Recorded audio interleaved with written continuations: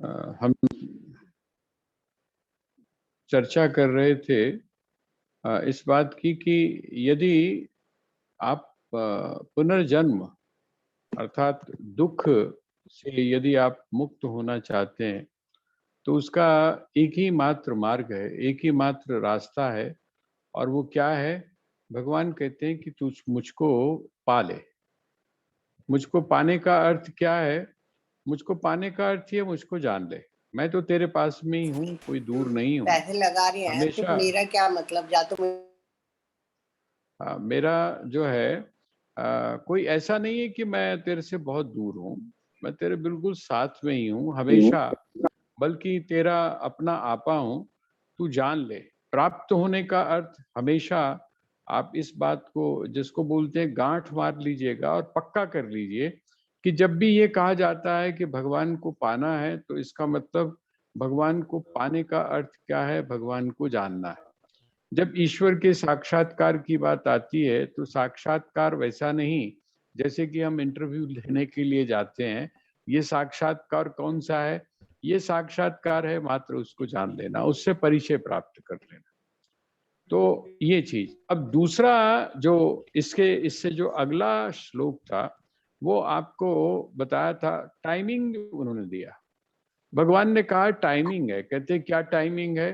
कहते हैं जब एक जो है वो चतुर्युगी समाप्त होती। चतुर्युगी का अर्थ कि एक जब 4 युग समाप्त होते हैं, है ना। 4 युग का मैंने आपको बताया था कि पुराणों में जब आप पढ़ेंगे तो उसमें प्रत्येक युग की अपनी अपनी आयु है। सतयुग की अपनी आयु है, जो त्रेता है उसकी अपनी आयु है, द्वापर की अपनी आयु है और कलयुग की अपनी आयु। तो जिस समय आप इन वर्षों को जब आप जोड़ेंगे तो वो वर्ष, इसका मतलब क्या हुआ? इतने जो वर्ष हैं उन वर्षों का एक दिन होता है और उन्हीं वर्षों की एक क्या होती है? रात होती है। अब एक दिन और एक रात हो गई, अब आप उसको फिर 365 से आप गुणा कर दीजिए तो आपका एक वर्ष निकल आया।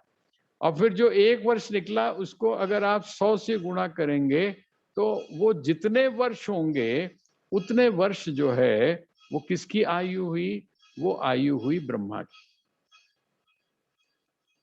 तो ये जो भगवान बता रहे हैं, ये जो कैलकुलेशन है या ये जो गणित बता रहे हैं, ये इसका संकेत इतना है, मात्र इतना संकेत है कि उनकी भी जो जिसको हम बोलते हैं ना कि सृष्टि का उत्पन्न होना और सृष्टि का लय होना, उसके बीच में जो सत्ता काम कर रही है, जिस सत्ता को हम लोग क्या बोलते हैं? ब्रह्मा विष्णु या शिव इस नाम से बोलते हैं, क्योंकि कंटिन्यूटी है। ऐसा नहीं है कि जन्म होता है, जन्म के होते ही उसका उसका जो संचालन है वो भी शुरू हो जाता है और जन्म के होते ही उसका क्षय भी होना शुरू हो जाता है। जैसे जब एक बच्चा पैदा होता है, जन्म लेता है, तो जन्म लेने के बाद में उसका विकास भी होता है और उस विकास के साथ में जो जुड़ा हुआ उसका जो आयु है उसका क्षय होना भी शुरू हो जाता है। हम लोग एक एक और बात बहुत ज्यादा हम लोग प्रयोग करते हैं। हमें, हम जब छोटे थे तो हमें बात समझ में नहीं आती थी। हमें ये बात समझ में नहीं आती थी, लोग हमारे माता पिता या जो परिजन जो भी हैं वो ये कहते थे कपड़े छोटे हो गए, है ना। आप भी जिस समय बच्चों के आप लेते होंगे कपड़े तो आप क्या कहते हैं? कपड़े छोटे हो गए। अच्छा सच बताइए, ये जो आप बोल रहे हैं कपड़े छोटे हो गए, तो कपड़े क्या घिस के छोटे हो जाते हैं? या जो जूते हैं अगर आपने 2 नंबर के लिए या 3 नंबर के लिए हैं तो वो जो बच्चा है जो वो उसके क्या घिस के जूते छोटे हो जाते हैं। असलियत क्या है? असलियत ये है कि बच्चा बड़ा हो। असलियत ये है कि वो जो कपड़े हैं वो कपड़े छोटे नहीं हुए बल्कि बड़ा बच्चा हो गया, इसलिए हम उसको, अब हमारे मन में क्योंकि है, अगर हम बोलें कि बच्चा बड़ा हो गया है तो उसको नजर ना लग जाए, इसलिए हम क्या करते हैं? हम दूसरी जगह हम अटैक कर देते हैं। पर जो रियलिटी है, जो वास्तविकता है, वो वास्तविकता क्या है कि कंटिन्यूटी है। जो जन्म है, उस जन्म के साथ में विकास भी है और उस विकास के साथ में क्षय भी है। ये कंटिन्यू चलने वाला प्रोसेस है। तो ये इसका मतलब क्या हुआ, जब कंटिन्यू चलने वाला प्रोसेस है तो वो हमको संकेत करता है कि ये शाश्वत नहीं है। ये हमेशा इसमें परिवर्तन प्रत्येक क्षण हो रहा है और इतनी तेजी से हो रहा है कि वो हमारी पकड़ में वो चीज नहीं आ पाती। तो ये बात भगवान ने कही। अब आप एक काम कर सकते हैं, वो काम ये कर सकते हैं, जैसे मैं अक्सर आपको बताता हूं, आप दिन रात बना लीजिए। दिन रात कैसे, आप वो एक सर्कल खींचिए। ज्यादातर यहाँ पर सर्कल का ही काम है ना। आपको बहुत अच्छा आर्टिस्ट बनने की जरूरत नहीं है। ये छोटे छोटे जो सर्कल्स हैं, इन्हीं को बना के आप समझ सकते हैं। आप एक सर्कल बनाइए और वो जो सर्कल है उसमें ऊपर का जो आधा पोर्शन है उसको आप ब्लैक कर दीजिए और नीचे का जो पोर्शन है उसको आप व्हाइट रखिए। तो ऊपर वाला जो पोर्शन है वो क्या हो गया, वो हो गया ब्लैक, का मतलब हो गया रात्रि। ब्लैक का मतलब हो गया रात्रि। और जो नीचे का आधा जो पोर्शन है वो क्या हो गया, तो कहते हैं वो हो गया दिन। वो हो गया दिन। अब आप सोचिए कि वो जो ब्रह्मा है, वो जो ब्रह्मा है, वो ब्रह्मा का दिन हुआ और एक हो गई रात। वो जो ब्रह्मा है उनका एक जो जैसे हम चतुर्युगी बोल रहे थे, एक चतुर्युगी क्या हुआ, दिन हुआ। और एक चतुर्युगी युगी जो है वो फिर क्या हो गई, रात हो गई। तो मैंने आपको एक चीज और बताई थी, व्यक्त और अव्यक्त क्या है। जिस समय कोई चीज ब्लैक में से, अर्थात रात्रि में से निकलकर जब वो दिन के अंदर आती है तो हम उसको क्या बोल देते हैं, व्यक्त बोल देते हैं। अंधेरे में वो चीज दिखाई नहीं देती। इतना घुप अंधेरा है वहां पर कि वो चीज आपको दिखाई नहीं दे रही है। जिस समय वो चीज आपकी आंखों के सामने आती है तो आपको ऐसे लगता है जैसे कई कोई नई चीज आई है। लेकिन वास्तविकता क्या है, वास्तविकता ये है कि वो नई चीज नहीं है। वो नई नहीं है, वो अंधेरे में थी, हमारी पकड़ से बाहर थी। हमारी जो इंद्रियां हैं उन इंद्रियों की पकड़ से बाहर थी। इसलिए क्या हुआ, हमको वो दिखाई नहीं दी, हमको उसका पता नहीं चला। इसलिए भगवान ने उसके लिए एक शब्द का प्रयोग किया, अव्यक्त। व्यक्त नहीं है, अभी वो सामने नहीं आया है, वो हो गया अव्यक्त। ठीक है।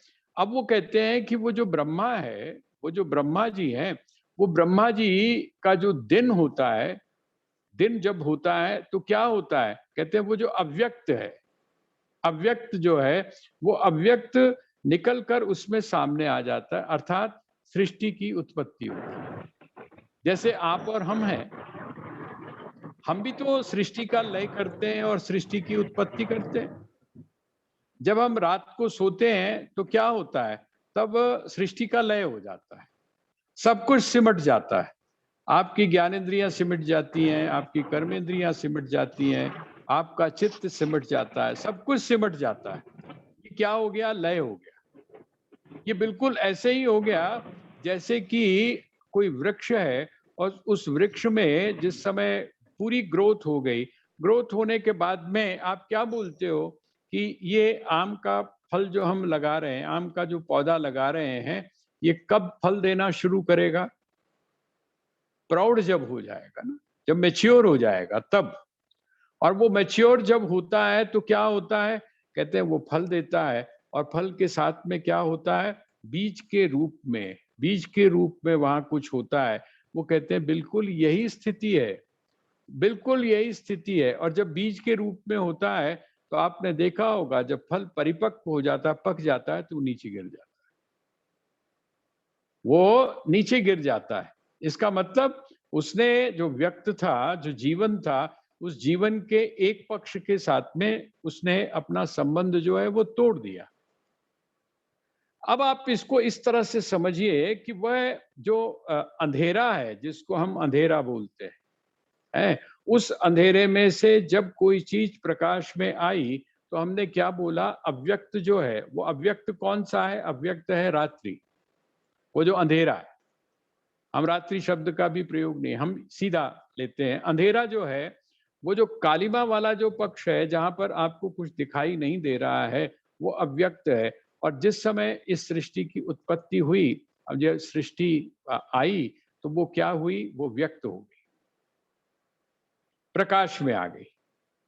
अच्छा, वो जो प्रकाश में आई तो फिर क्या हुआ, कहते हैं वो प्रकाश में आने के बाद में फिर लय को प्राप्त हो गई, लय को प्राप्त हो गई। जो सर्कल है, उस सर्कल को जब आप देखते हैं तो क्या होता है, वो जो अंधेरा है, उस अंधेरे में से कोई चीज आपकी आंखों के सामने आती है और चलते चलते चलते फिर वो क्या होता है, फिर वो प्रकाश से फिर अंधकार की तरफ मुड़ जाती है। तो उसको क्या बोलते हैं, उसको बोलते हैं अव्यक्त। जब कोई चीज अंधेरे में चली जाती है तो हम उसको क्या बोलते हैं, उसको हम अव्यक्त बोल देते हैं। जिस समय वही चीज प्रकाश में आ जाती है तो हम उसको क्या बोलते हैं, व्यक्त बोल देते हैं। अब तो मुझे लगता है ये चीज हमारी क्लियर हो जानी चाहिए। आप वहां पर अंधेरा और प्रकाश लिख सकते हैं, और अंधेरे और प्रकाश के साथ में जो भगवान यहाँ पर एक पारिभाषिक शब्दावली का प्रयोग कर रहे हैं, व्यक्त और अव्यक्त, उसका भी आप प्रयोग कर सकते हैं। तो ये जो व्यक्त और अव्यक्त है, ये क्या चीज है, इसका मतलब क्या हुआ, इसका मतलब ये हुआ कि अब अगला सहस्त्र युग पर्यंतम मर्हयत ब्रह्मणो विदुः रात्रिम युग सहस्त्रांताम तेहो रात्र विदो जना। कहते हैं जो अपनी खुली आंखों से क्या देख रहा है, ये व्यक्त और अव्यक्त के खेल को देख रहा है। व्यक्त और अव्यक्त के किसको देख रहा है, खेल को देख रहा है। वो कभी देख रहा है कि अंधकार में से प्रकाश में कोई चीज आती है, फिर प्रकाश से अंधकार में कोई चीज चली जाती है। तो ये क्या हुआ, ये काल का चक्र हो गया। आप वहां गए होंगे ना, अगर आपने देखा होगा, और अगर आप गए हो तो और भी क्लियर है। जब आप वहां पर जाते हैं कोणार्क में, तो कोणार्क में एक चक्र बना हुआ है, बहुत बड़ा, रथ का जो पहिया है, रथ का जो पहिया बना है। तो आप वो जो रथ होता है, आपने अगर साइकिल चलाई होगी ना, साइकिल जिस समय चलाई होगी, तो साइकिल के जो पहिए होते थे उसमें स्पोक्स होते थे, जिसको हम लोग अपनी भाषा में तीलियां बोलते थे कि उसकी तीलियां है, तीली टूट गई है। अच्छा, ये देखिए कि वो जो स्पोक्स हैं, वो जो तीलियां हैं, वो क्या होती हैं, आज नीचे हैं और कल वो घूमकर फिर क्या होती हैं, ऊपर हो जाती है, ऊपर हो जाती है। इसका मतलब क्या हुआ, नीचे और ऊपर को आप किस अर्थ में लेते हैं, नीचे और ऊपर को आप किस अर्थ में लेते हैं। हमारे यहाँ जो हमारी देहरादून की जो बहनें बैठी हैं, उनको एक यहाँ देहरादून की एक बड़ी टेक्निकल टर्म है, वो कभी कभी जो नया बंदा आता है उसको बड़ा कंफ्यूज करती है। वो अगर आप जैसे आश्रम में हैं, आश्रम में यहाँ पर हैं और आप मसूरी जा रहे हैं, तो अगर आपसे पूछा जाए कि भाई कहाँ जा रहे हैं, तो आप क्या कहते हैं, हम ऊपर जा रहे हैं, ऊपर जा रहे हैं। और अगर आपने नीचे राजपुर की तरफ जाना हो तो पूछे कि भाई कहाँ जा रहे हो, तो नीचे जा रहे हैं। अच्छा, वो जो राजपुर से नीचे वाली जो जगह है, राजपुर रोड वाले हैं, उनसे पूछो भाई कहाँ जा रहे हो, तो वो ऊपर की तरफ जब बताएंगे तो कहेंगे ऊपर जा रहे हैं, और जब नीचे की बात होगी तो नीचे। ये जो ऊपर नीचे का जो सवाल है, अव्यक्त और व्यक्त का जो सवाल है, इस व्यक्त और अव्यक्त को भगवान ने इस तरीके से हमारे सामने रखा।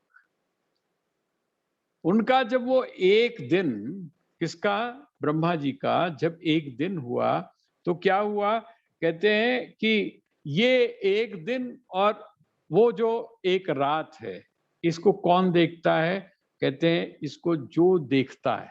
इसका मतलब जो समय के रूप को भली प्रकार से जानता है, जो इस बात को बड़ी अच्छी तरह से जानता है कि ये जो समय है, इस समय के चक्र में कोई भी चीज जो है वो रुकने वाली नहीं है, इसमें हमेशा परिवर्तन हो रहा है। ऐसा जो है वो कौन है, कहते हैं विदो जना। ऐसा जो व्यक्ति है वो तत्वविद है। जो किसको देख रहा है? वो प्रलय को भी देख रहा है। प्रलय, प्रलय का मतलब आप लोग सभी आपने जहां-जहां पुराणों में या ग्रंथों में पढ़ा होगा, तो कहते हैं जी प्रलय हो जाता है। प्रलय में क्या होता है? सब कुछ, बाकी की जो माइथोलॉजी है, उनकी जो गाथाएं हैं, वो भी काफी कुछ मिलती हैं। जैसे हमारे यहाँ आता है, जिस समय मत्स्य का अवतार हुआ पहले, तो मत्स्य का जब अवतार हुआ मछली के रूप में, जब भगवान विष्णु आए, तो उन्होंने क्या किया? वो एक जो नाव थी, उस नाव को खींच कर ले गए। उसके अंदर क्या था? तो कहते हैं उसमें बीज रूप में पूरी जो हमारी पूरी सृष्टि है, वो बीज रूप में उसके अंदर विराजमान थी। इसका मतलब क्या हुआ? ये जो लय है, इस लय होने के बाद में भी जो बीज है उसका नष्ट तो नहीं होता, लेकिन उसमें परिवर्तन चलता रहता है। तो वो कहते हैं जिस समय वो जो व्यक्ति है, कौन? जो तत्ववेत्ता है, जो जानता है। किसको जानता है? मुझको जो जानता है। मैं कौन हूं? तो कहते हैं मैं दोनों को देखता हूं, मैं दोनों को देखता हूं, मैं दोनों का साक्षी हूं। किन किन दोनों का? कहते हैं ये जो प्रकृति की जो अर्थात जो सृष्टि उत्पन्न होती है, वो भी मेरी दृष्टि में है, और जो सृष्टि का लय होता है वो भी मेरी दृष्टि में है। जो लोग भगवान कृष्ण की उपासना करते हैं, तो भगवान कृष्ण के बहुत सारे रूप हैं, बहुत सारे, अनेक रूप। उसमें एक रूप आपने देखा होगा, वो कौन सा है? वो है करारविंदेन पदारविंदम मुखारविंदे विनिवेशयन्तम वटस्य पत्रस्य पुटे शयानम बालम मुकुंदम मनसः स्मरामि। ये बाल, जो भगवान कृष्ण का जो बाल रूप है, ये उसकी चर्चा यहाँ पर की गई। वो बाल रूप में क्या है? देखिए, जल प्रलय है, चारों तरफ जल ही जल है, जल ही जल है, और उस जल में एक छोटा सा बच्चा, एक छोटा सा बच्चा किसके ऊपर? तो कहते हैं पत्र के ऊपर, कमल पत्र के ऊपर लेटा हुआ है, और बिल्कुल वो वैसे ही कर रहा है जैसे हमारे जो घर के बच्चे हैं वो किस पर करते हैं, वो अपने जहां पर भी उनको लिटाया जाता है वहां करते हैं। बहुत अच्छा खेल है। और जो योगी हैं वो तो ही कहते हैं कि वो इतना जबरदस्त आसन है कि अगर हम लोगों में से हम लोग अगर रोज करें तो हमको पेट की कोई बीमारी नहीं हो। करके देखें, है ना? मुझे लगता है करिएगा मत, पता चला कहीं कमर की हड्डी जो है वो बैठ गई। वो बच्चा ही कर पाता है। करार विंदे न पदार विंदम, पैर की जो अंगूठा है उसको वो लाता है कहाँ पर? अपने मुंह के अंदर लाता है, ठीक है? और उसको मुख को अपने मुंह में डालता है। बोलते हैं बड़ा किस्मत वाला होता है जो बच्चे इस तरह से करते हैं। ये जो है कि पूरी प्रकृति है, पूरा जल प्रलय हो रखा है, उस जल के प्रलय के अंदर कौन किसका अस्तित्व है? तो कहते हैं वट के वृक्ष के ऊपर जो लेटे हुए भगवान श्री कृष्ण है। ये जो भगवान कृष्ण यहाँ पर कह रहे हैं कि मामुपेत्य, अर्थात जिस समय समस्त सृष्टि का प्रलय हो जाता है, लय हो जाता है, तब भी कौन रहता है? तब भी मैं रहता हूं। तो जो व्यक्ति मुझसे जुड़ता है, जो व्यक्ति मेरे बारे में जानता है, वो प्रकृति के उत्पत्ति को भी देखता है और प्रकृति के विनाश को भी, अर्थात उसके लय को भी देखता है। तो यहाँ भगवान ने जो बात कही वो कहते हैं, और आगे क्या कहते हैं, वो अगला जो श्लोक है वो कहते हैं 18वां जो श्लोक है उसमें, अव्यक्तात् व्यक्तयः सर्वा। अब तो मुझे लगता है आपको ये शब्द समझने में मुश्किल नहीं होगी। आपके सामने जो एक सर्कल आपने बना के रखा हुआ है, अव्यक्तात् व्यक्तयः सर्वा। अव्यक्त से जितने भी व्यक्त हैं वो सारे क्या होते हैं? प्रकट होते हैं। हमको क्या लगता है? अव्यक्त है, उससे क्या प्रकट हुआ? व्यक्त हुआ। अव्यक्तात् व्यक्तयः सर्वा प्रवदन्त्य हरागमे और रात्र्यागमे प्रलीयन्ते। जिस समय सुबह होती है तो क्या होता है? कहते हैं सुबह होती है तो आप नए तरीके से सृष्टि का निर्माण करना शुरू कर देते हैं। वो वेदांत के ग्रंथों में आता है कि भाई इससे ज्यादा मृत्यु का आभास, हम तो रोज मर रहे हैं और रोज जी रहे हैं। मृत्यु का ये बात अलग है कि हमको उसका अनुभव नहीं हो पा रहा है। जो हम रात को रोज सोते हैं तो मृत्यु का जो अनुभव होना चाहिए वो हमको नहीं होता, बल्कि हम तो क्या करते हैं, जब मृत्यु अपना अनुभव भी देना चाहती है तो हम क्या सोचते हैं, कहते हैं किसी तरह से इससे बचा जाए। वो आपने कहानी सुनी होगी ना, एक कथा बचपन में हम लोगों को सुनाई जाती थी कि एक व्यक्ति था, बड़ा बड़ा मूर्तिकार था, बड़ा परफेक्ट था वो मूर्तिकार। मतलब वो ऐसी मूर्ति बनाता था कि बस पूछिए नहीं, कोई पहचानना मुश्किल होता था कि असली कौन सी है और नकली कौन सी है। तो जब उसको किसी ने बता दिया कि भाई इतने बज के इतने मिनट पर इतने इस तारीख को तेरी मृत्यु होने वाली है, तो हम लोग सभी समझते हैं कि जब मृत्यु आती है तो यमराज जो है अपने दूतों को भेजते हैं। तो उसने कहा कि भाई चलो, मेरी तो कला इतनी माहिर है कि एक बार को तो मैं यमराज के दूतों को भी जो है वो चक्कर में डाल दूंगा। और वो श्रीमान जी ने क्या किया कि अपने जैसी कई सारी मूर्तियां बनाई और बस छुप गया। वो जो आए वहां से, जो यमराज के दूत आए, उन्होंने देखा कि ये तो एक हमको दिया हुई ये फोटो कि इस फोटो वाले को लेके आना है, यहाँ पर तो इसकी तरह के बहुत सारे हैं, बड़े कंफ्यूज हो गए वो। उन्होंने जाके कहा जी ऐसा है, टाइम निकल रहा है और टाइम पे आप कहते हो सारे काम करने चाहिए, खास करके ये काम जो अच्छे काम वाले तो तब भी गड़बड़ा जाते हैं, लेकिन इस तरह के जो काम वाले हैं वो बड़े पक्के होते हैं, टाइम के बड़े पक्के होते हैं। अगर उन्होंने ठेके पे जाना है तो बिल्कुल टाइम फिक्स होता है, मजाल है आगे से पीछे हो जाए। तो यहाँ जो है, अब यमराज ने कहा कि भाई मैं चलता हूँ। यमराज गए और उन्होंने देखा कि यार है तो बड़ी चक्कर वाली बात है, पहचानना बड़ा मुश्किल है। लेकिन आपको एक चीज का और अंदाजा शायद होगा कि यमराज और धर्मराज दोनों एक ही हैं। यमराज और धर्मराज जो हैं वो दोनों एक ही हैं, अलग अलग नहीं हैं। जिस समय दंड देने पे आते हैं तो वो कौन हो जाते हैं, वो यमराज हो जाते हैं। और जिस समय आशीर्वाद देते हैं तो क्या हो जाते हैं, तब वो जो है वो धर्मराज हो जाते हैं।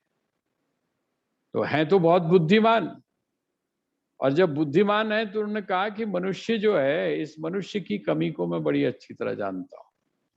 और उन्होंने क्या किया वहां पर, उन्होंने कहा कि भाई कमाल कर दिया तूने मूर्तिकार, है मेरे मेरे जैसा व्यक्ति भी चक्कर में पड़ गया, बस एक कमी रह गई है, एक कमी रह गई है, वो अगर तू कमी ना करता तो मैं तेरे को छोड़ देता। इतने में वो जो छुप के बैठा हुआ था वो एकदम निकल कर बाहर आ गया, कहता है महाराज क्या कमी रह गई। उसने कहा बस यही कमी रह गई थी। ये जो हमारा जो अहंकार है ना, हम क्या सोचते हैं कि हम परफेक्ट हैं, कहते हैं बस यही कमी रह गई थी, अब तू ऐसा कर, अब मेरे साथ चल। ये जो एक स्थिति है, या ये जो हमको एक उदाहरण बताया जाता है, ये क्या बताता है, वो यही बताता है कि हम पहचान ना पाए वो एक अलग बात है, लेकिन जो रियलिटी है, ऐसा जो व्यक्ति है, इस प्रकार का जो व्यक्ति है, वो क्या करता है, वो दोनों स्थितियों को देखता है। वो जन्म को भी देखता है और उसके साथ में जो लय है, प्रकृति का जो लय है, उसको भी देखता है। हम रोज पैदा भी होते हैं और रोज हम मरते भी हैं, लेकिन हमने अपने मरने और हमने अपने जीने को अच्छी तरह से कभी भी अनुभव नहीं किया है। यहाँ पर भगवान यही कह रहे हैं कि जब वो दिन होती है, जब वो दिन होता है तो अव्यक्त जो है उससे व्यक्त पैदा हो जाता है। और रात्यागमे प्रलीयन्ते, जिस समय रात आती है तो वो क्या होता है, वो प्रलय को प्राप्त हो जाता है। अर्थात अब आप उस वो जो आपने एक जो डायग्राम बनाया हो उससे देखिए कि जब दिन होता है तो वो अंधकार से क्या हो जाता है, प्रकाश में आ जाता है, सूर्योदय होता है ना। अंधकार से वो प्रकाश में आ जाता है। और जिस समय वो शाम होती है तो क्या होता है, लय हो जाता है। लय होने का अर्थ क्या है, नष्ट नहीं हुआ। सूर्य जो है वो नष्ट नहीं होता। सूर्य आपको जब दिखाई नहीं देता, अर्थात अंधकार होता है, तो सूर्य नष्ट नहीं होता, बल्कि क्या होता है, सूर्य की उत्पत्ति से जो चीजें आपको व्यक्त थी, दिखाई दे रही थी, अब वो दिखाई नहीं दे रही, वो अंधकार में चली गई, अर्थात अव्यक्त में समा गई। तो ये जो है वो भगवान अब आपको क्या बता रहे हैं, उत्पत्ति और जो लय है, अर्थात जिसको आप मृत्यु बोलते हैं, उसके रहस्य की तरफ वो आपको लेकर जा रहे हैं। आगे क्या कहते हैं, भूतग्रामस्य एवायं भूत्वा भूत्वा प्रलीयते रात्र्यागमे वश पार्थ प्रभवत्य हरागमे। अब ये देखिए, भूत्वा भूत्वा प्रलीयते, भूत्वा भूत्वा का अर्थ क्या है, हो होकर। हो होकर का मतलब, होने का अर्थ जो है वो यहाँ पर क्या ले, होने का अर्थ ये नहीं कि कोई नई चीज पैदा होती है ना, नई चीज नहीं पैदा होती। हो होकर अर्थात बार बार जन्म लेकर।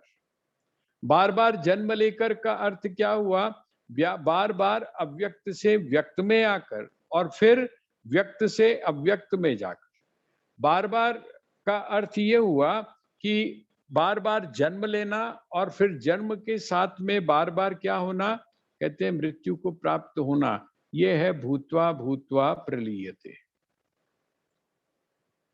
हो होकर अर्थात अव्यक्त से व्यक्त में आकर, प्रलीयते का अर्थ क्या हुआ, प्रलय को प्राप्त होता है। प्रलय को प्राप्त होने का अर्थ क्या हुआ, कहते हैं वो जो अंधकार से प्रकाश में आता है, अब वो प्रकाश से फिर अंधकार में चला जाता है।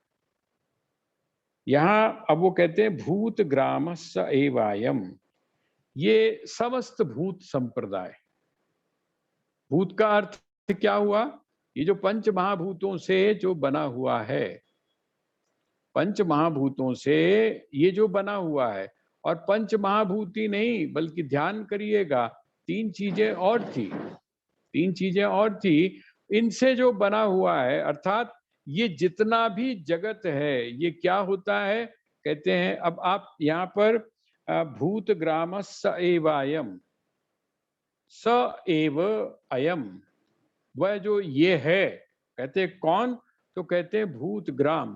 भूत ग्राम का अर्थ क्या हुआ, भूत समुदाय, प्राणी समुदाय। जो प्राणी है जिनको हम इसका मतलब पूरा जो जगत है, उस जगत में जो भी जड़ और चेतन जितनी भी वस्तुएं हैं, वो सारी की सारी क्या है, भूत्वा भूत्वा प्रलीयते, बार बार जन्म लेती हैं और बार बार क्या होती हैं, प्रलीयते, प्रलय को प्राप्त करती है। कितनी बार प्रलय को प्राप्त करती हैं, कितनी बार वो जन्म लेती हैं, कहते हैं इसके बारे में अगर तुम गणित लगाने बैठोगे, बस इतना ही समझ लो कि ये बार बार जन्म लेती हैं, अर्थात इनकी सृष्टि होती है, और बार बार ये लय को प्राप्त होती हैं। और रात्र्यागमे अवशः पार्थ, ठीक है कि नहीं, कहते हैं जब रात्रि आती है तो अवशः, किस चीज के लिए, एक तो वशः होता है, वशः का मतलब जब कोई चीज आपके नियंत्रण में हो, और अवशः का अर्थ क्या होता है, जिसको आप बोलते हैं विवश हो जाना। वो कहते हैं रात्र्यागमे, रात्र्यागमे अवशः पार्थ प्रभवति अहरागमे, ठीक है कि नहीं। वो कहते हैं जिस समय ये दोनों जगह विवश है, कहां कहां पर, कहते हैं जब उत्पन्न होता है, अर्थात जब रात्रि आती है तो ये लय होने को विवश है। जब रात्रि होती है तो आप किस में विवश हो जाते हैं, सोने के लिए विवश हो जाते हैं, थक जाता है शरीर। और जब थक जाता है तो आप क्या करते हैं, थोड़ी अगर जबरदस्ती कोशिश भी कर लें तो शरीर क्या करता है, शरीर कहता है कि अब मेरे बस का नहीं है, अब तो भैया बैठ के ऊपर चलो। कहते हैं ये जो विवशता है, और फिर कहते हैं जिस समय रात्रि आती है तो ये विवश होता है किस चीज के लिए, प्रलय के लिए विवश होता है। और जिस समय सुबह होती है तो ये किस चीज के लिए विवश होता है, कहते हैं तब ये विवश होता है उत्पन्न होने के लिए। ये जो भी 2-3 श्लोक जो भगवान ने ये बताए हैं, इसका अर्थ यही है कि ये आप सिर्फ व्यक्त और अव्यक्त, ये जो 2 शब्द हैं, इनको आप पकड़ लीजिए, इनको आप समझ लीजिए। कोई भी चीज ना तो नई पैदा हो रही है, ये भूत्वा भूत्वा बार-बार, बार-बार, और जब बार-बार चल चल रहा है तो इसका अर्थ क्या हुआ, ये यही पुनर्जन्म। भूत्वा भूत्वा का अर्थ क्या है, कहते हैं पुनर्जन्म, आपका जन्म होना और आपकी मृत्यु, और बीच का आपका जो जीवन है, कहते हैं इसको जो व्यक्ति जान लेता है। इसको कौन जान पाता है, कहते हैं जो मुझको जानता है। जो मुझको जान लेता है वो इस चीज को भी बड़ी भली प्रकार से जान लेता है। और जब कोई व्यक्ति इस बात को अच्छी तरह से जान लेता है, जैसे आप सोचिए, आप जब आप फिल्म शुरू करते हैं,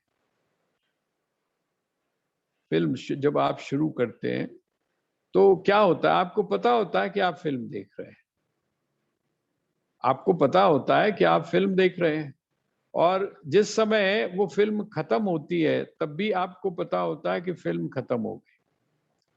इसका मतलब जो फिल्म शुरू हुई और फिल्म खत्म हुई, उसके जो बीच में जो कुछ हुआ वो क्या था, वो क्या था, कहते वो बस हमको दिखाई दे रहा था। हो सकता है उसने आपके अंदर कहीं इमोशंस भी पैदा किए हों, आप वो जो कैरेक्टर्स हैं उसके कारण आप रोने लग गए हों, उस कैरेक्टर्स के कारण हो सकता है आप हंसने लग गए हों। मुझे ध्यान है कि एक उसका जगजीत सिंह की एक बड़ी अच्छा गाता है वो पंजाबी का एक गाना है, पंजाबी का बड़ा पुराना गाना है। और वो उसका इमोशंस क्या है, उसका इमोशन ये है कि कोई माँ है, कोई स्त्री है, उसके यहाँ कोई संतान नहीं, वो मिट्टी दा बावा है ना, उसके यहाँ कोई संतान नहीं है। तो वो क्या करती है, वो जो माँ है, वो स्त्री जो है वो क्या करती है, कहती है उसका जो पति है वो तो परदेश में, विदेश में है, लेकिन वो मिट्टी का एक बाबा बनाती है, मिट्टी का एक बाबा बनाती है। और उसको क्या करती है, वो बड़ा अच्छे शब्द हैं वहां पर, कभी आप सुनिएगा उसको। वो उसको बनाती है और बनाने के बाद में उसको झिग्गा भी पहनाती है, झिग्गा मतलब कुर्ता जो बच्चों को पहनाते थे, और उसके बाद में उससे बातचीत करती है। वो जो उसकी बातचीत है, अब आप सोच कर देखिए, जो जिस समय हम इस तरह की किसी चीज को सुनते हैं तो वो क्योंकि हमारे साथ जुड़ती है कहीं ना कहीं, हमारे साथ जब जुड़ती है तो हमारे इमोशंस पैदा होते हैं। लेकिन हमको ये भी पता है कि ये चीज जो दिखाई जा रही है इसकी वास्तविकता क्या है, इसका वास्तविकता क्या। तो कहने का अर्थ क्या है, जो व्यक्ति शुरू में भी देखता है, आखिर में भी देखता है, वो इस बात को भली प्रकार से जानता है कि जो बीच का जो क्षण है, ये जो बीच में है, ये बीच में की स्थिति क्या है, और अर्जुन कहाँ पर फंसा हुआ है, ये भी थोड़ा सा सोचिए। किसको समझा रहे हैं भगवान, अर्जुन को। और जब अर्जुन को समझा रहे हैं तो अर्जुन फंसा कहाँ हुआ है, जन्म से पहले की बात नहीं है और मृत्यु के बाद की भी बात नहीं है। जन्म और मृत्यु के बीच का जो जीवन है, जो उसने जिया है द्रोणाचार्य के साथ में, जो उसने जिया है भीष्म पितामह के साथ में, जो उसके संबंध इस शरीर को लेकर बाकी सबके साथ में है, वहां पर वो उलझा हुआ है। भगवान क्या कहते हैं, भगवान कहते हैं कि जब तू सत्य को जान लेगा, विराट को जान लेगा, विश्व रूप को जान लेगा, तब ये सारी चीजें तुझे क्या लगेंगी, तुझे ऐसी लगेंगी जैसे खेल है। आप लोगों ने कभी रेत के घर बनाए? सभी ने बनाए होंगे, है ना? हम लोग सारे, हमारी पीढ़ी ने तो कम से कम बनाए, है ना? वो जब हम बनाते थे तो मुझे अभी तक याद है, बड़ा अच्छी तरह बनाते थे। उसमें कोई चीज की कमी नहीं रह जानी चाहिए। उसमें बगीचा भी लगाते थे, उसमें नदी भी होती थी, बहुत कुछ होता था। और फिर जिस समय उन्होंने, माताजी पिताजी ने कहना कि चलो भाई बच्चों चलो अब चलते हैं वापस, और जब आप चलते थे तो फिर क्या करते थे? है अपने आप ही उसको मिटा देते थे। क्यों? अपने आप मिटा देते। आपका कोई अटैचमेंट, खेलने के लिए था ना वो तो सिर्फ खेलने के लिए था। अच्छा, बिल्कुल यही स्थिति आप अपने उस समय के साथ, जिस समय अर्जुन की स्थिति को आप देखते हैं, अर्जुन को समझा रहे हैं ना भगवान, वो क्या समझा रहे हैं? इन सब चीजों के माध्यम से वो क्या समझा रहे हैं? वो कहते हैं कि भाई, ये जो शुरुआत जब तेरे को पता चल गई कि तब शुरू हुआ और कब ये खत्म होगा, लय और सृष्टि, इसके बीच में जो कुछ है वो सारा का सारा क्या है? वो खेल मात्र है। हम तो कुछ भी नहीं है।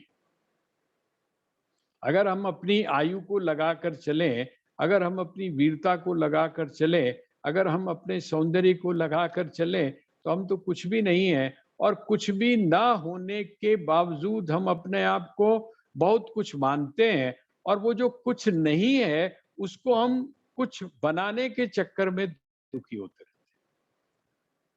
ये जो चीज है, ये भगवान ने यहाँ पर रात्र्यागमे वश पार्थ प्रवदत्य प्रभवत्य हरागमे, ठीक है। अब वो कहते हैं इसके अलावा, ये तो एक पक्ष हो गया।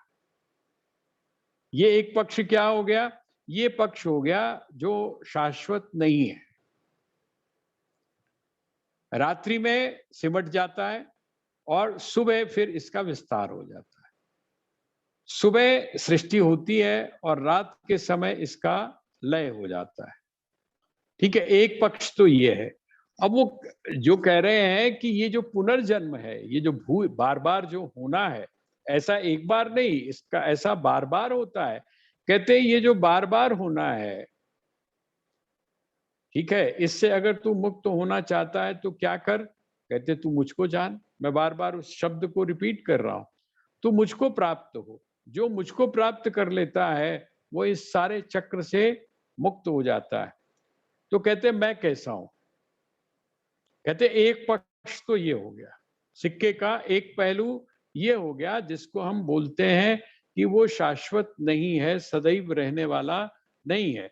दूसरा एक पक्ष इससे विपरीत है, उसी की चर्चा भगवान जो है वो अगले उसमें करते हैं। वो क्या है? परस्तस्मात्तु भावेन भावोन्यो व्यक्तो व्यक्ता सनातनः यः स सर्वेषु भूतेषु नश्यत्सु न विनश्यति। कहते हैं अब मैं तेरे को एक ऐसी चीज बताता हूं जो समस्त प्राणियों में है, समस्त प्राणियों में है। पहले उन्होंने क्या बोला कि भूत ग्रामस् एवायम भूत्वा भूत्वा प्रलीयते। ये जो श्लोक नंबर 19 है, इसकी जो ऊपर की लाइन है ना, उसमें भूत्वा भूत्वा प्रलीयते, बार बार है वो होता है। जब सृष्टि होती है और फिर उसको प्रलय प्राप्त होता है। अव्यक्त से